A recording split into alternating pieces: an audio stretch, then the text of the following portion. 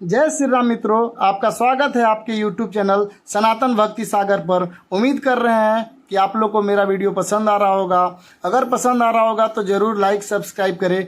आपका एक सब्सक्राइब मेरे कॉन्फिडेंस को बहुत बढ़ाता है, इसलिए आपसे उम्मीद करते हैं कि आप सब्सक्राइब और लाइक ज़रूर कर चुके होंगे। अगर नहीं किए होंगे तो ज़रूर एक बार करें। तो पिछले वीडियो यानी पार्ट 10 में हम लोग देख चुके थे कि सीता माता और हनुमान जी के बीच काफ़ी बातचीत हुई। सीता माता अत्यंत दुखी होती हैं और बोलती हैं कि अब तुम लोग जब यहाँ लंका में चढ़ाई करने आओगे तो तुम लोग तो सभी बहुत छोटे छोटे हो और यहाँ के राक्षस इतने विशाल हैं, तुम लोग कैसे लड़ पाओगे आखिर। तो हनुमान जी अपना विकराल रूप दिखाते हैं, जिसे देख कर देखिए सीता माता क्या कहती है। तो एक दोहा है, सीता मन भरोस तब भयऊ, पुनि लघु रूप पवन सुत लयऊ। तब उसे देखकर सीता जी के मन में विश्वास हुआ। अब उनको लगा कि हाँ, अगर ये इतना विशाल हो सकता है और इतना शक्तिशाली है तो मुझे अब यकीन हो गया है कि हाँ, सभी वानर भी बहादुर ही होंगे, बलवान ही होंगे। जब सीता जी को विश्वास हो जाता है तो हनुमान जी फिर अपना छोटा सा रूप धारण कर लेते हैं, क्योंकि वो नहीं चाहते कि राक्षस लोग अभी उन्हें देख पाएँ, क्योंकि वो सारा बात अच्छे से करना चाहते हैं सीता जी से। उसके बाद का दोहा है मित्रों, सुनु मात सखा मृग नहीं बल बुद्धि, सुनु मात सखा मृग नहीं बल बुद्धि विशाल, प्रभु प्रताप ते गरुड़हि खाई परम रघुब्याल। अर्थात हे माता सुनो, वानरों में बहुत बल बुद्धि नहीं होती है। वो हनुमान जी अपने बारे में बताने लगते हैं कि माता जी, वानरों में बहुत बल और बुद्धि तो नहीं होती है, परंतु प्रभु के प्रताप से बहुत छोटा सा सर्प भी गरुड़ को खा सकता है। लेकिन प्रभु श्री राम का प्रताप इतना महान है, आशीर्वाद इतना महान है कि एक छोटा सा सांप भी बड़े से गरुड़ को खा सकता है, अत्यंत निर्बल और महान बलवान को मार सकता है। मतलब वो कहते हैं कि वानरों में ज़्यादा शक्ति तो नहीं है, लेकिन वानरों के ऊपर प्रभु श्री राम का आशीर्वाद है, इसलिए वो भी बलवान बन गए हैं। अब देखिए अगला चौपाई क्या है मित्रों, बोल रहा है, मन संतोष सुनत कपि बानी, भगति प्रताप तेज बलसानी, आशीष दीनहि राम प्रिय जाना, हो तात बलशील निधाना। अर्थात भक्ति प्रताप तेज और बल से सनी हुई हनुमान जी की वाणी सुनकर सीता जी के मन में बहुत संतोष हुआ। कहने का अर्थ है कि इतना प्यारा और अच्छा बात सुनकर, भक्ति जो राम जी के तरफ जो आकर्षण था हनुमान जी का, उसे सुनकर सीता माता को काफ़ी प्रसन्नता हुई और उनको संतोष हुआ मन में। और उन्होंने कहा कि श्री राम जी का प्रिय जानकर हनुमान जी को आशीर्वाद दिया कि हे तात, तुम बल और तिल के समान निधान हो जाओ, तुम्हारा बल ताकत बहुत बढ़े और तुम शील मतलब पर्वत के समान बिल्कुल शक्तिशाली हो जाओ। ऐसा सीता माता आशीर्वाद देती है राम जी के हनुमान जी के प्यारा वचन को सुनकर। उसके बाद का चौपाई है मित्रों, अजर अमर गुण निधि सुत हो, करहु बहुत रघुनायक छोहु, करहु कृपा प्रभु अस सुनिकाना, निर्भर प्रेम मगन हनुमाना। हे पुत्र, तुम अजर बुढ़ापे रहित हो जाओ। वो बोलते हैं कि जाओ, मैं तुम्हें आशीर्वाद देती हूँ, तुम हमेशा यंग रहो, मतलब बुढ़ापा तुम्हें छुए भी ना।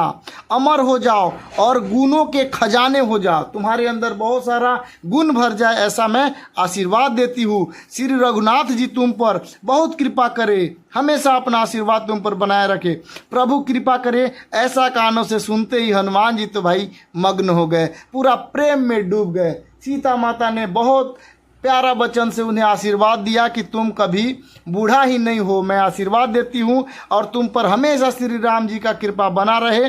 और ये सब सुनते ही हनुमान जी मग्न हो गए, खुशी से झूमने लगे। इसके बाद का चौपाई है, बार बार नाएसी पद सीसा,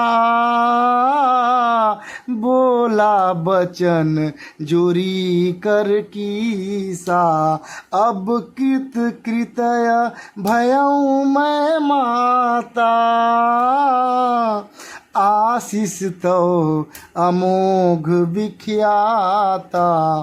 उसके बाद हनुमान जी बार बार सीता जी के चरणों में अपना सिर नवाते हैं, फिर हाथ जोड़कर कहते हैं कि माता अब मैं कृतार्थ हो गया, अब मैं धन्य हो गया, आपका आशीर्वाद अमोघ और अचूक है, यह बात प्रसिद्ध है, पूरा संसार जानता है कि आपका आशीर्वाद जो होता है वो अचूक होता है। मैं बहुत खुश हूँ, बहुत प्रसन्न हूँ, मेरे ऊपर आपका बहुत कृपा है। ये कहकर वो बार बार सीता माता के पैर को प्रणाम करती है, उनके चरणों में शीश अपना नवाते हैं हनुमान जी।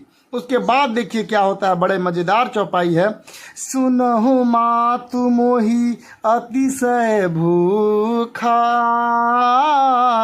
लागी देखी सुंदर फल रूखा, सुत सुत सु करहि विपिन रखवारी,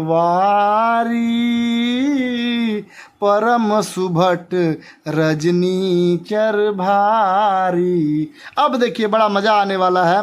हे माता सुनो, सुंदर फल वाले वृक्ष को देखकर मुझे बड़ी भूख लगी है। सीता जी ने कहा कि हे बेटा सुनो, बड़ा भारी भयंकर योद्धा यहाँ राक्षस वन की रखवाली करते हैं। अब हनुमान जी बोलते हैं कि माता मीठा मीठा जो फल मैं देख रहा हूँ ये देखकर मुझे भूख लग रही है, क्योंकि मैंने सारा काम भी कर लिया और मैंने आपका पता भी लगा दिया, मुझे भूख लगी है, अब कैसे करूँ। तो सीता जी कहते हैं अरे नहीं बेटा सुनो, बड़ा भयंकर भयंकर राक्षस यहाँ रहते हैं, रखवाली करते हैं, बहुत खतरनाक राक्षस है ये लोग। उन्हें डर है कि कहीं वो लोग हनुमान जी को नुकसान न पहुँचा दे, क्योंकि हनुमान जी अगर सुरक्षित नहीं होते हैं तो आखिर सीता जी का खबर रावण तक कौन पहुँचाएंगे।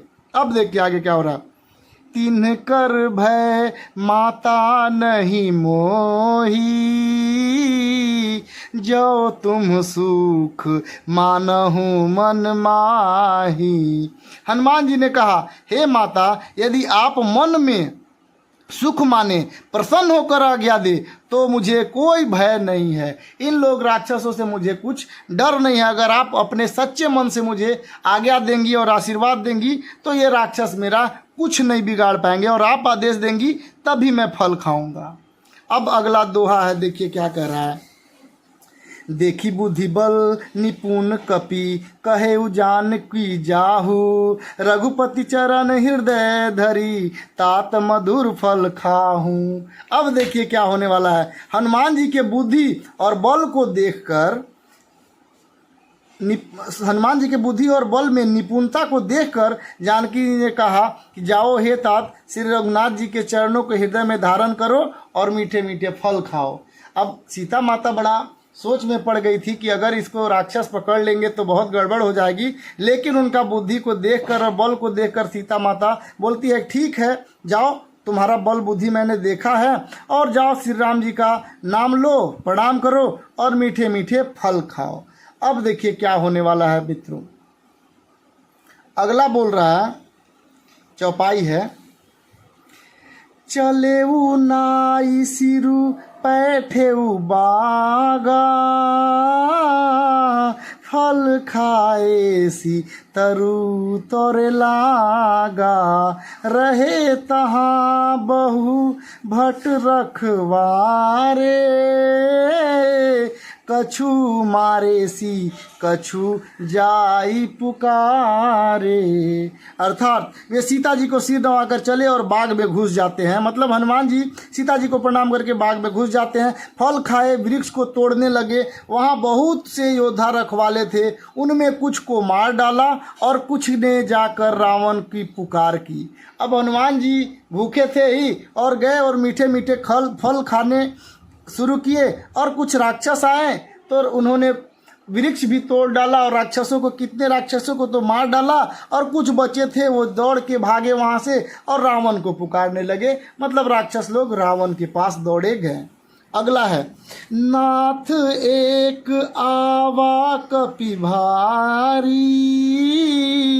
ते ही अशोक बाटिका उजारी, खाए सिफल अरु बिटप उपारे, रक्षक मरिदी मही डारे। वो जो भाग के राक्षस लोग गए थे, रावण के राक्षसों को तो हालांकि बहुत सारे को, रावण को, राक्षसों को हनुमान ने मार दिया था, लेकिन जो बच गए थे वो दौड़ के रावण के पास जाते हैं, बोलते हे नाथ, एक बड़ा भारी बंदर आया है, बहुत विशाल, बहुत शक्तिशाली बंदर आया है, उसने अशोक वाटिका को उजाड़ डाली है, फल खाए, वृक्षों को उखाड़ डाला है और रखवालों को मसल मसल कर जमीन में मार डाला।